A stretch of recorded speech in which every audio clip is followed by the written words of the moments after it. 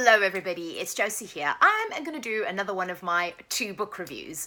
So the 2 books I'm going to be reviewing today is also kind of a bit of an author spotlight because they're by the same author. And that author is Ellen Wittlinger. And the 2 books I'm going to be talking about are Hard Love and Love and Lies, and this is Marisol's story. So this one is the first book, Hard Love, and then this is kind of the second companion follow-up book to Hard Love. So, okay, let me start with this one. So, both of these books are kind of, I suppose, 90s throwback books in the sense that they talk about zines, they talk about kind of the Riot Girl era, and the main characters in this book, so you've got Marisol and John, and so John is having a tough time at home, his parents are split up, and his kind of refuge and solace is writing, and he loves zines, and he goes to the record store and he picks up zines and he reads them. And one of the zines he picks up is by Marisol. And he really kind of falls in love with the zine and he wants to meet the author. So he goes to a record store, it's kind of like Capitol Records type of thing, and he hangs out in the record store by sort of the area where the zines are kind of kept, and he waits for Marisol to drop off her latest zine, and he kind of bumps into her and they strike up a friendship. The main sort of driver of this book, and the reason it's called Hard Love, is because Marisol is queer, she's gay, she loves the ladies, so there's your queer rep in this book, so obviously these books are queer, but John makes the mistake of falling for her, so, you know, she thinks it's friends, he starts to develop feelings for her, and this story kind of delves into that. It delves into the feelings, the emotions involved there, which I love. I think it's a really interesting exploration, not one you see very often, and you kind of get to know these 2 characters through their own internal dialogue and through their relationship with each other.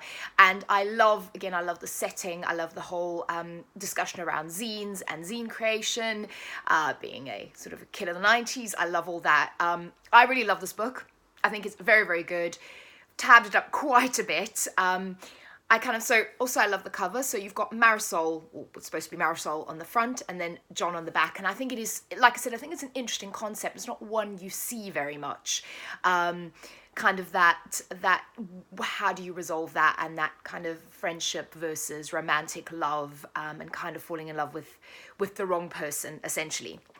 So where this book kind of leaves off, this one carries on. So this is Love and Lies, Marisol's story. So you get to then see, obviously after the events of that one, what happens to Marisol. John is in this book, but where Hard Love is probably more from John's perspective, this one, Love and Lies, is very much from Marisol's perspective.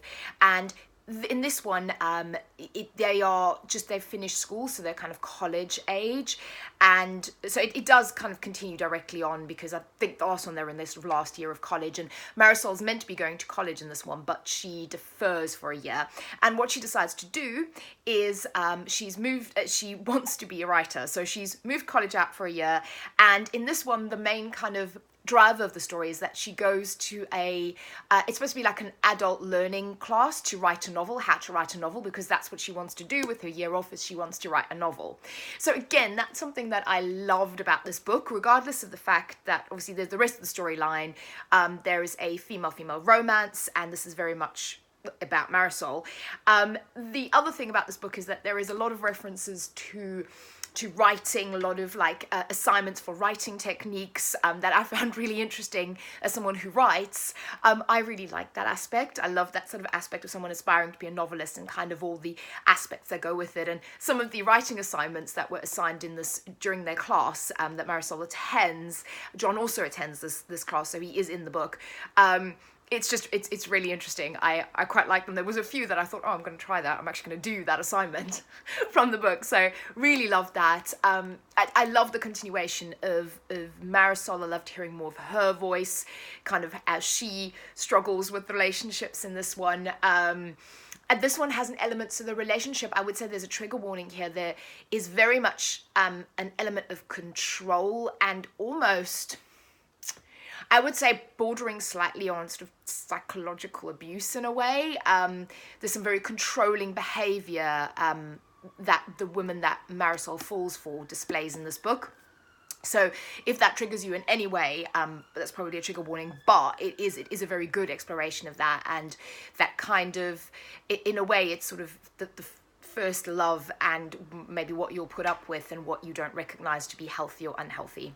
And it does, I think, have a nice positive ending. So I loved it. I love these two books. I very much recommend them. I love Ellen's writing. I'm going to look and see if there's anything else by her actually that she's written, because I really, really enjoy these books. And like I said, great queer rep as well. So your main character is queer, which is wonderful.